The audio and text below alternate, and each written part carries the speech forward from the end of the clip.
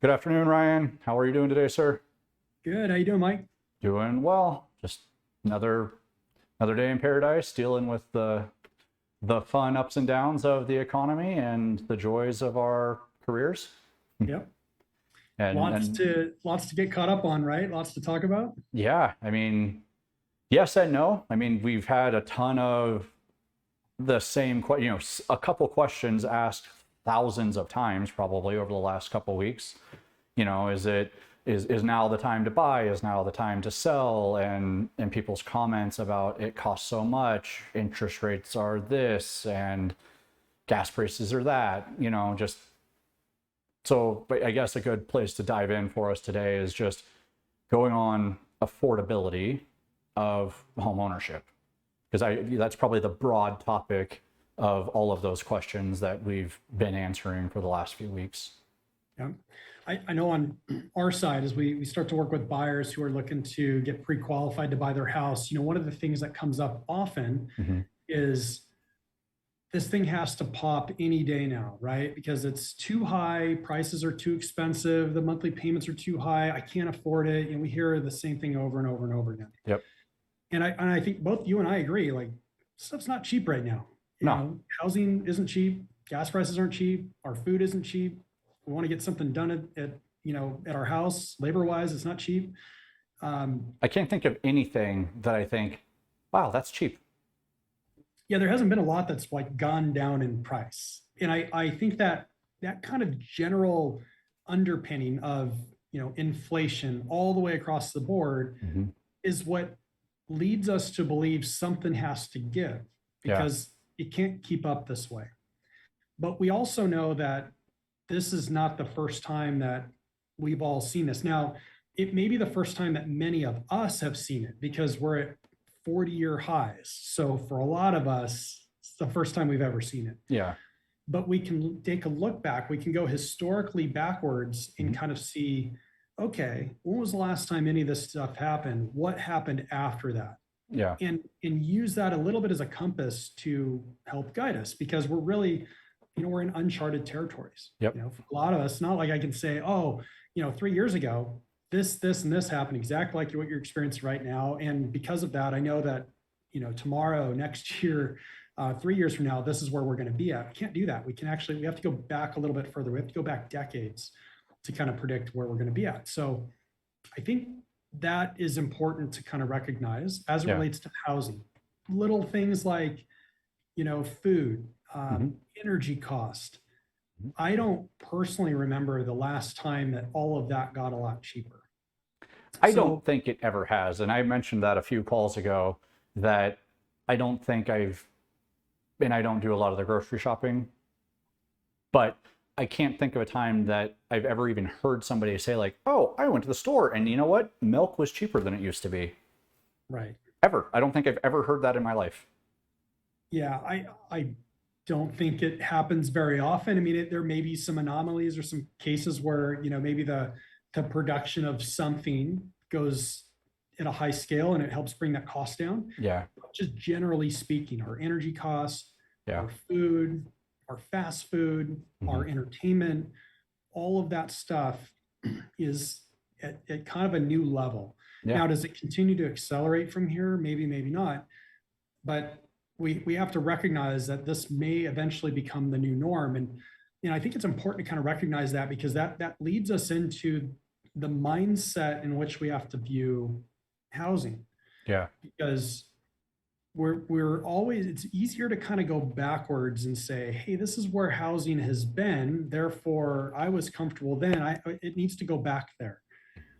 And we kind of have this general idea that housing runs in these cycles, Yeah. and they're absolute. Mm-hmm. Like I've heard from people 10-year cycles. In fact, before I was in this business, I was taught housing is a 10-year cycle. This Mm-hmm. is about year 9 or 10. Do not buy. Yeah. And I shared along, many calls ago with you, the story of my first house. Yep. I ended up buying that particular home. And, that home today is worth significantly more than Mm-hmm. what it was back in year 10. But the reference point and the education I got was, hey, it's 10-year cycle. You're making a big mistake. You could buy it for half price in another year. it's not like you roll over to year 11, it's like, boom, it's cheaper now. Doesn't work like that. No. A lot of other things at play here, right? So I think using kind of some older decades and some past experience to kind of guide us a little bit, and be aware that, hey, we are in some elevated price points, we're Yeah. in elevated cost, but how high actually is it? I think that's really important. So we can unpack that together on the call here. Yeah, for sure. So one thing, and I don't have anything prepared because it just popped in my mind when you said it, but I do not believe that a recession or interest rates ever pushed home values, and value being the key word there. I don't believe a recession or interest rates have ever pushed home values down. And I know that after every recession that we've had, that real estate has exploded. It has just gone up. And with interest rates, I don't have anything in front of me with that. I'm fairly certain in my answer that interest rates have not caused home values to come down. And I know everybody's gonna be like, oh, well, what about the meltdown in 2006, 7, and 8? That had nothing to do with interest rates. That had to do with subprime lending collapsing. It was a credit collapse. Yeah, that wasn't interest rates. And if you go back on the time scale, and I don't know if you have this data as part of what you're going to talk about, but maybe leading into that, like you can go back to the late 70s, 79, 80, when interest rates were 12, 15, 18%. And you can see in there, if you have that data, if not, I know I can get it for another call. But home values, as those go up, the home values stay. What happens is the number of homes to sell was less. There's less homes, same price, insanely higher interest rates, but it never pushed values down. Right. So yeah, it's funny that you bring that up, because so for anybody watching, this is when we do these things, it's super unscripted. We don't follow a gigantic plan. But I happen to have that data. So I'll be able to share my screen and show you that. It'll be really fun, because I was actually just looking at it. So perfect. Funny Awesome. enough that you brought that up. Let's take a look at it. I'll pull it up real quick, and I'm going to share this with you here. So let's go. I got a couple of slides open, so let me figure out which one I want to show you first. Okay. And then I'll kind of teach you a little bit about it. So let's start with this one. So this screen, I think you can see it just fine on your side, right, Mike? I can see it. Might be a little bit small for the viewer. So I see the bar graph. I see the grayed out timeline areas. Yeah, and that's okay. So I'll highlight, or I'll talk about what you're seeing, because again, it may be a little bit kind of hard to read. So I'll be your eyes on that, since it's bigger on my side. And then I can put links or give you links, should you guys need this stuff. So you can actually see it on your own. You can pull this graph up yourself. But essentially what we're looking at, this is from the St. Louis Fed. So St. Louis Fed has tons and tons and tons of economic data. You do not need a membership to jump on and look at this stuff. I can see it just like you can. Mm-hmm. It's just, I know where to go to look for this stuff. Okay, so what we're looking at here, this is homes sold, median sales price of houses in the United States. And the screen goes all the way back. Let me see the very beginning. This goes back to 1963. Perfect. All the way. So it's a while ago. I wasn't here. You weren't here. Nope. This goes all the way up to Q2 of 2022. So that's awesome. Okay. The cool thing, you can see this general slide. All right. So this general slide this is a lower price. So in 1963, mm-hmm. The average household, this is not in Lancaster, Palmdale, this is not in California, this is a national average, okay? Okay. The average was $17,800. Can you guys imagine to go out and buy a home for $17,800? Yeah. I can't. If you did, you know how many not homes a nice home, right now? Like a livable home for that price. No. Yeah, and so 17.8 at the time probably felt a lot like today. And if we go back 5 years and we're like, oh man, things are kind of expensive, it probably felt like what it did back 5 years ago. Yeah. Your reference point is, we don't see the future. If we knew that the average median household or house sales prices were $600,000, let's say, then everything today would feel very cheap.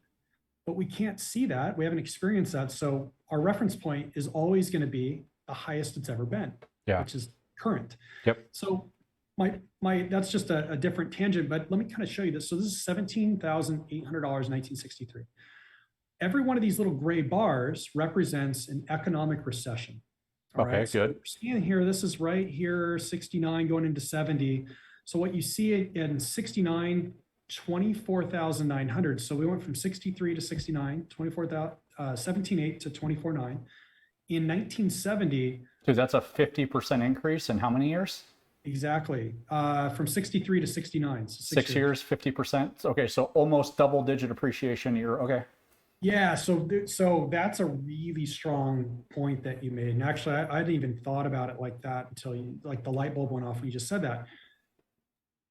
So because the dollar amounts are so small, it's like, just change a little bit. It's like if I gave you $1 for something, next time I see you, you ask for $2 for it. I'm like, whatever, it's $2. This is double the price. Yeah. It's only $2 though, so I don't really care as much about it.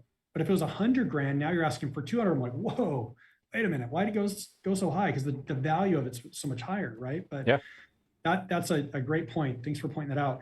So in 69, we were at 24.9. Now look at 70. 23.9. It rolled backwards. So kind of to your point, it never really goes down, although it did, but just in a small amount. Okay. But look at what happened when we pulled out of that recession. So we stayed right in here. These numbers, this is like 24.4, 23, 22. 22 was the lowest. 22.6 was the lowest. Then it jumped to 24.3 the very next year. And it continued, that's 1971. So it's a short recession. 1971, Q1, 24.3. At the end of, let's see here, Q4 of 1973, went to $34,000. So it went from 24.3 to $34,000. Almost another 10%, or another 50%, I'm sorry. Mm-hmm. So I won't break each one of these down, but you can tell by the graph that we hit the recession, things kind of stabilize a little bit, right? It's like it flattens out. It's got this ramp up and then it flattens just a little bit. So you can see it all the way through here. Now, what's consistent, and this is what I wanted to kind of really drive home for you guys, every time this happens, you don't see this sharp decline down anywhere. I mean, right here, yes, we're about to hit a recession, boom, we drop. What year is that? This is 19, let me get the peak. Peak bounces a little bit. 1990. All right. So 1990 for reference. Exactly. So 126,800 is our median in household sales price. And we dipped to 117. So we were 126, went to 117. It's not even 10%. So, okay. So talking about the freaking .com burst, it declined 10%-ish. Mm-hmm. And then look what happened. We had a flat market. 120, 119, 120, 119. Which is healthy. For 1 year, Mike. It's not like this is a decade. This is 90. This is Q3 92. So almost 2 years. So, and this 90 in the 2 year period, we actually came back up. So, but it stayed pretty flat. It was a really, really slow growth period. Okay. Now we fast forward a little bit further. Let's kind of skip over this 2000. So you get a little bit rocky here. You can kind of see some things bouncing around. This is the one that most of us kind of remember. Okay. And this is one that I really want to talk about. This is going in right here. We have 2005. We have 2006. A little bit of a dip here. Jump back up in 2007. A little more spikes. Like, whoa, things are given. Crank back up. And part of these little economic bounces in value or the median household sales price, it has to do with FOMO. So, it's dipping a little bit. Oh, I better get in now before it's too late. Well, then they bounce. But you have to also remember during this period of time, this is something that doesn't really translate well here. There's a ton of building going on. And when all that building was going on, a lot of those sales were closing. And so those closings, these might have been contracts over here and closing over here. Well, and so does that happen to be the end of the year as well? The peak was no, the dip was that Q4 and the dip? Yes. Okay, so and new construction, there was an insane amount of it then, which So permanent supply at that time, permanent supply nationally was growing because we had new homes. We had more homes becoming available to be sold, right? So permanent supply increasing is what kept values down at that time. The dip right there, the reason why I asked if it was Q4 is because it's winter and we don't have that problem so much here in the AV that winter really screws with construction. But you go into the colder states, like I know in like northern Idaho, like you can't build anything after like October because the ground is frozen solid. Like they can't do anything. And so the average sales price dipping right there with the insane amount of new construction, I bet that you're right with that. Yeah, I think that's a great point because again, this isn't local, this is national. And so Yeah. you have essentially like half of the year being cut off, Yeah. right? Maybe more than half the year, so um, all right, so we have our peak here in Mm-hmm. 2007, 257,000 is the price. And now we have our decline. So this is our decline. This is not in a recession. This is leading up to a recession. So we're declining. We hit a recession, the first part of the recession, Q1 of 2008 is when they recognize it. Yep. Okay. Continues to decline a little bit. So I'll give you the numbers real quick. So Q1, let me scroll over. There you go. Q1 of 2008, 233,900. The low was Q1 of 2009. So 1 year later, went from 233.9 to 208.4. 15%. It's a big Ish. drop, right? But 15% ish. But guys, remember, that's the freaking foreclosure market, right? This is when we had 15 months of supply or more. Yeah. Locally, we had more. We were almost 24 months. But yeah, nationally, I think it was like 15.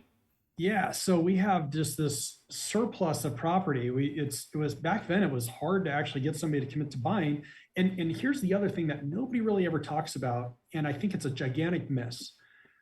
When people lost their homes kind of early on, and when the house prices dipped, they would have done anything to get back in the market. But guess what? They couldn't because they had a foreclosure on their market 6 months ago or a year ago. So they were held out of the marketplace Yep.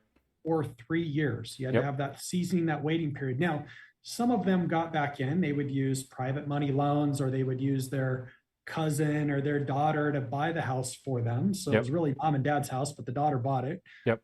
We know that stuff happened. And that's how they got their foot back in the door. But essentially, you had an entire group that was kind of held back for Yeah. years that, Yeah. that could not go back into the marketplace. But if you gave them the opportunity, they would have jumped right back in. Definitely. So that exasperated the entire problem that we had. Okay. Now we essentially pull out of recession, national recession in Q3 of 2009, 214.3. So really that whole gap, that whole little period, it's a couple of years, recession, didn't hurt us all that bad. Start to kind of climb a little bit here. All right. So now we have people kind of going back into the market somewhere right around here when they've healed or then they have their seasoning from their foreclosures and their short sales and all that stuff. And right in the 16, 17, 18 range, they're pretty much all healed. They're ready to go again. And they're back in the marketplace and they're driving this economic state back up. But during this time, all of the people that had filed bankruptcy also, and they had the 7-year period, like that was coming to a head too at that time. Yeah, for sure. So it may not have always been the homeowner. There were people that felt, they were in the economic recession with job loss and they may have had bankruptcy. So yeah, great point. So they needed some time to heal. Now, in this period of time right here, because of the recession, as a nation, we basically just stopped building because we had too many homes. There was 15, 18 months worth of inventory. Yep. Why build? You don't need to build. We're not going to build anymore. But guess what happens? 2010, you're a 20-year-old that's still living at home, trying to figure out what they want to do in life. It's 20. When they get over to 2020, they're 30 years old and they're in their career now. And they're like, I want to buy a house. Yeah. But for a decade, nobody bought or nobody really built. They didn't build to the demand. And that 20-year-old crowd, the millennial, started to really, really kind of, the age crept up to the peak buying years. And that population is massive. So it is coming in droves. Yeah. And it was pent up. It's basically You go all the way back into the 60s. You had Mhm. people that they would get married at 19, 20 years old. Yep. They were done having kids at 24, Yep. already owned their home. They stayed in their home for, 15 years. They raised their family in a little, 1,000 square foot home. Yeah. And part of the reason why these houses are getting a little bit more expensive is they were getting larger.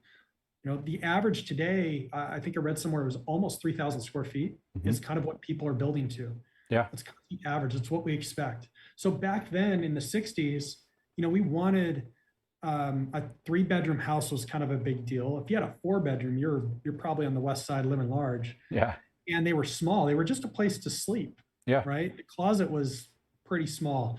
Well, now we need a craft room, and we need a game room, and we need a kids playroom, and we need to have like our own separate dinette area to We need have them. our Yes. breakfast.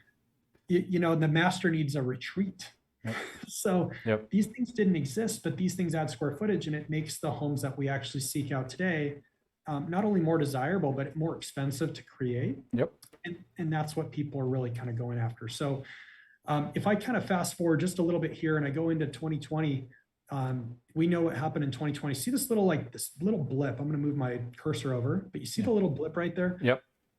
That is the beginning of a recession. We have not felt that yet. We think, a lot of people think, it's right here. It's off screen. It's coming up. Or we're in it right now. They just maybe rename it something else. But essentially, the recession's essentially here, or it's coming. It was precursed in 2020, but then the pandemic hit.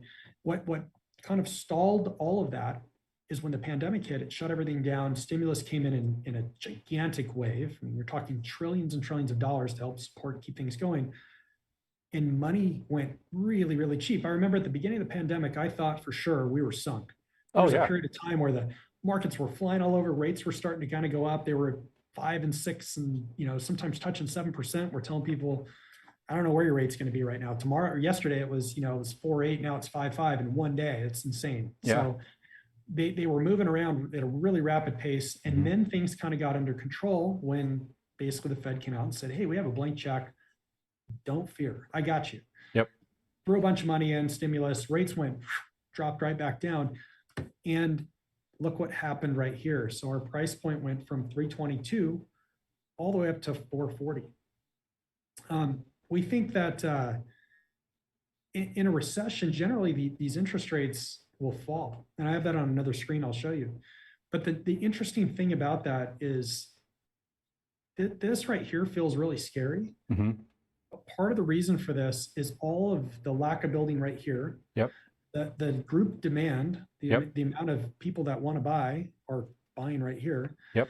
And they were also told, because these rates were at record lows. So remember that the people that were buying here, their parents remember 16%, 18%, 14% interest rates. That's what their life was when they owned a home. When you see a rate that starts with a 2 or a 3, or a 4 or a 5 or a 6. Yeah, it doesn't even matter. I mean, those are still good, but right here to accelerate this, the rate that starts with a 2 or a 3, you had any mentor of yours going, you'd be a complete fool to not lock that in forever, because it was free money. In debt for 30 years. It's literally free money. We know today inflation up in the 8s, 9s, whatever they want to call it. And you have a mortgage right now that's 2 or 3%. Yep. You are borrowing free money.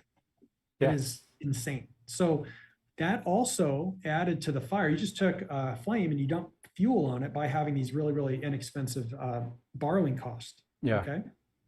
So what I was going to kind of mention, one thing, I'll pull up my little screen so I can reference it. I wanted to kind of look, we were talking about, let's talk about affordability. This screen right here kind of gives us the general trajectory of where house prices have been. Yep. We can use this as a guiding factor. Very, very incremental growth, stable, kind of some wilder swings here. This is creative financing. We know what happened there. And then you have more creative financing, getting the subsidized rates to push that up. But the point is, it still was going up. Okay. There could be a period where it dips a little bit, but it wasn't like a 50%. I mean, this area right here, we had houses that were 50% off. Yeah. But the general, it wasn't as drastic as that nationally. Yeah. If we go back I did like a quick study for somebody. I went back to 1992 and I wanted to see what housing was as it relates to somebody's income. What's the percentage of it, principal and interest that, what people were earning back then. Yeah. I looked at 2007, kind of Hold, leading hold up on to real quick. this Stop graph. sharing Yeah. your screen so I can see you. Oh, okay. Yeah. Let's go. There There you we go. Cool. Okay. So this study that I did was basically, let's do a look back. I wanted to do like, close to a 30-year look back to kind of get a feel for where we're at today. Because what we hear a lot when we started this call is so unaffordable. It's so expensive. The house prices are too high. So in 1992, I just went back to 92, interest rate was 8.25%. Mhm. That was the average. The average household income was about $30,000. Okay. The average household sales price or house sales price in the United States was was 99,000. Mhm. And so what was interesting is your principal and interest. So if I made an assumption, if I said, okay, you bought a house at 99, I'm sorry, it's not 99, 120. I Yeah. messed that one up. So I had an error there. So you bought it at 120 and you put 20% down. Mhm. How much was that principal and interest, using an 8.25% interest rate? Yep. And it was 28% of the household income. So the Okay. national average on the price Mhm. versus what the national household And income was, yep. 28%, just for the principal and interest to get rid of taxes, insurance, and all that. Yep. And then I was like, okay, 28, that's not too bad. What was it in 2007? Because 2007, everything blew apart. It was 29%. And then So I thought, pretty lock and step there. Okay. pretty consistent. So I'm like, okay, today it's got to be like 40, 50, because it's significantly higher, right? Yeah. It's 28%. So we're consistent with what we were 30 years ago. Yeah. But 30 years ago, we had an 8.25% interest rate. Mhm. Today, if I just use that average of say 4.99, somewhere Yeah. right sub 5, just barely under 5. We've had Yeah. the peaks where they're a little bit above 28%. But here's what's interesting. In 2020, Mhm. it was 18% because the borrowing cost Was so were cheap. so low. Like the average there was 277. I know some rates were a little lower, but the Yeah. average during that period of time was 2.77% on a 30-year. Yeah. So 18% of your income, because the income grows over time, Mhm. was being allocated toward that leveraged 80% principal and interest. So when we look at, and I'll share one more quick screen to and you can kind of give some feedback on it. Yeah. Kind of look at the price growth right here. That's because it was 10% cheaper right here Yeah. than it is today, and than it has been over the history. Yeah. We could do that same study on like a 70s house or an 80s house. Yeah.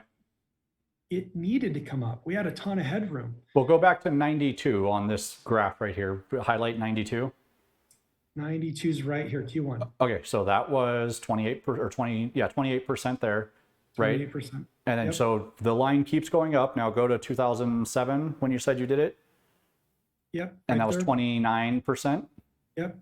So it didn't fall. Like the home values, the selling price kept going up, Yeah, and from 92 to 2007, yeah, there was an increase. Now there was a little bit of a dip here, but we do know why. And we yeah, just discussed it wasn't as drastic. I mean, it was a big deal, right? A lot of people got hurt. oh yeah, But what happened later? Like the recovery was phenomenal. And the recovery yep, today is significantly better. If you stayed out of the market, I know people that got hurt here and never got back in. yeah. And they're bummed out. I mean, Look at them that on the upswing that screen. they missed. They've missed a massive upswing. Yeah, Yeah, I'll show you just for reference. Here's an income. Now, this one only goes back to 84. okay, This is the household income. You can see the household income is in 84 was 22 grand. yeah, In 2007, 50. yep, Right here at 68.7, and then it dipped just a little bit to 67.5. Now, this is 2019 at 68. yeah. It dipped a little in 2020, but we know what happened in 2020, right? The world Yeah, got lockdown. Yeah, sick. Yeah, you had lockdown, so we went down a little bit. That was 67.5. Today it's 76,563. So today is 10 grand higher than it was 2 years ago at the pandemic. and that's like 25-ish% if my numbers are right. Right. Remember, when you receive more income, you don't use 100% of that for your housing. Well, you shouldn't. You shouldn't, but if you're covering all your other costs somewhere and you get this extra income per year, you can afford to move up a little bit, especially if the borrowing cost, you're only borrowing a certain percentage. No, So yeah. And then so back to that, you shouldn't do it. Let me caveat that with the difference right now was we were at 18% total income for your housing expense, right? yeah, And now we're back up to 28 or 29%. And so that grew and your wages grew. And so don't take what I said on you shouldn't use all of your income on that gap, because it right. wasn't just like, hey, I got a raise, let me take that entire amount of money and throw it at buying a house. It was, hey, I got a raise, cool, but also things were super cheap and now they're more expensive and they're at historic average for percentage of income cost of housing. So that went up. That's a two-step thing. So I probably shouldn't have said that to begin with, but yeah. Yeah, but I mean, so look, we use these screens to go, look, this is what happened with house prices, right? Yeah. Some years were really kind of slow and steady, but generally moving higher. And then Yeah. there was a couple small hiccups, but they recovered fairly quickly. Yep. And you see our little bit of spike here, but the spike really is a result of, look what happened to unfortunately can't see 2022, but it went up. If this is 68K and this is 67K, we Yeah. were at 76. So imagine that bar is going to be over here somewhere. Yeah. And then if you look at, this is a perspective of rates. So this is interest rates from 1971 all the way to current. And look at this little dip right here. This is all 2020. Yeah. 20, 2.6, 2.7, 2.8. I mean, these are twos. Over here, 18%, Yeah. 16, 17% interest. And so that's like thought- 79, 80 right there. Yeah, so let's see like 1981. And right before that, 1980s. This is July 11th of 1980, 12% interest. And then we go all the way up here to October 30th of 1981, 18.4% interest rate. This Okay, is on so a house, now- guys. This is not a credit card. This is a Yeah. house, a home mortgage. So this was, again, let's call it, so let's say, trying to pin, it skips around a little bit here. So July, so let's say Q3 Yep. of 1980. Yep. And let's go beginning of Q4 1981. So Okay. let's find that over here. What did we say? Q3 of 80? Yep. Okay, 64,900. And in Q4 of 81, is that what I said? Yeah. 70,400. Went up. Why did it go up? Went up 10% when interest rates went up from when interest rates went higher. when they went up Why? 50%. Yeah. Because what happens, and I don't have this number in front, but inventory, I can almost guarantee you, if we did an inventory study, inventory shrunk. Because there's a lock-in effect that happens. Somebody that had 12, I know these numbers sound crazy, but 12% mortgage rate, you see that in a year it went up to 18%. Mm-hmm. Unless you had to move, you probably weren't selling your house because you were locked in at a lower cost. Yeah. Okay, now so let's pause real quick, So that because at the pushes beginning of prices this, higher. yeah, at the beginning, before we even jumped into data, that's what I said was the home values didn't dip when interest rates went up, right? And to that effect, they went up massively, and interest rates went out of control. The number of homes that sold, which you don't have, I don't think you have that, number of homes that sold was way less, but values did not come down. Right. Right. And so everybody who's been saying for the last year, and all of the people who are shooting from the hip on, YouTube and, just the clickbait stuff saying the market is going to crash. They don't look at data like this. Otherwise, they would know that they're wrong and they're idiots. So, if you didn't see data like this, you would easily say things are going to quote unquote crash. Yeah. If you see data like this, you go, they're going to correct, but the general trajectory is still favorable to you as a potential homeowner, right? So go back to the graph on you values have- again. Yeah, I'll jump back on, but you have to look at this kind of data. You can't look at Zillow and say, man, on my search, I have 9 of these homes that I've been kind of eyeballing, and they all had $20,000 price reductions. Yeah. The market's crashing. No, no, no. Those were priced too high to start with. They had sellers that were like, hey, my neighbor, he sold his house for 550. Mine's got granite. It's got an RV access. It's got to be 580, right? Yeah. And then people go, all right, fine, I'll list it. We'll see what we get. And then when it doesn't sell, they come back down. Yeah. So they were high in the first place. They were out of scope in the first place. Yeah. And that goes to what I said, values are not coming down. Values are not coming down. And the demand is still incredibly high. Yeah. Right? We still have a shortage. So here's the biggest problem. You don't look at data like this. You think the housing market's going to crash, and you go and rent. Stop sharing your screen. Yeah. Let's go. So let's talk about kind of a bigger problem here. You see Zillow showing you all these sales price reductions, and you go, you know, I'm going to wait the market out for a year. Mhm. I'm going to wait it out for 2 years until house prices completely fall on their face and crash. And you go and rent. We just blew all that money on rent, and guess what? You're not getting the deal on your rent. So unless you have a free place to live, the rental prices are incredibly high right now. Oh yeah. And if the market continues to kind of move in this general direction higher, you're pricing yourself out further and further away. Yeah. And here's the other thing that you kind of miss. We just went over what were rates doing. When rates come down, look what happened to the house prices. You know, the average kind of went up. Yep. When we hit recession, and I'll probably share a screen again to show you those Yeah, interest you're good. rates. I'll share it one more time just because I'm a graph nerd, and I'll show you. So again, interest rates, right? These are recessions. Look what happens. Recession. Yeah. House prices. Look at what happened to the rates. Yeah. Come through the recession, the rates fall. Yep. They fall. They go up a little, they fall, right? So interest rates generally on these recessions, they fall. Yeah. So if they fall and they become a little bit more affordable, Mhm. and then that pushes the pricing higher because now you have more, your ratio of how much cash is going into your housing is Yeah. changing. It's becoming more affordable, and those house prices continue to go up. Yep. Also know that there's I mean, the studies are showing like 4 million lacking homes. We could potentially end up in a place where we have a majority rental nation, right? Where you have Dude. the home ownership rate starts to roll backwards, and that becomes really, really scary. You have corporations that are coming in knowing that stuff. Mhm. They're not moving their money into this place because they're bored. They're moving their money into real estate because they're like, I got you. Yeah. I'm gonna own the place where you live, and you're gonna pay me rent. Yep. And we're gonna make a ton of cash off this because we know you don't see the data like we do. Yeah.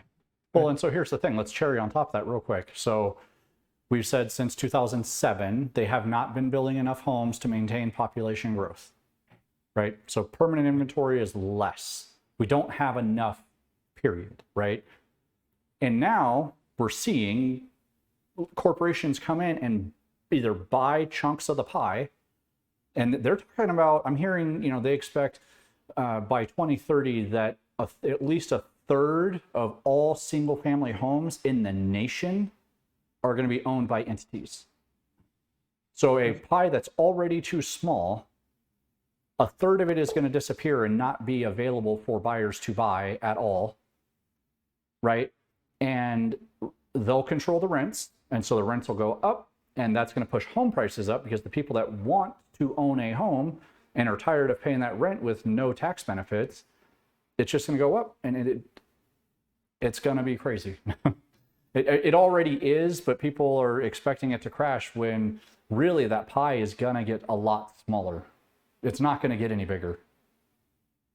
Yeah, I mean, I have a little bit of a prediction that I think would be, I'll throw it out here. Just for a little bit of fun. So the prediction is really this. As we're recording this, we just heard that there's going to be some student loan forgiveness. Okay, so student loans, kind of a whole different topic. They came up. They're going to give this subsidy or forgive some student loan debt. Yep. As you have a renter, quote unquote, a renter nation, where most of these people have this renter stuff, then what's going to happen is they're going to go, we really need to stimulate, or we need to prod these first time, we need to promote homeownership.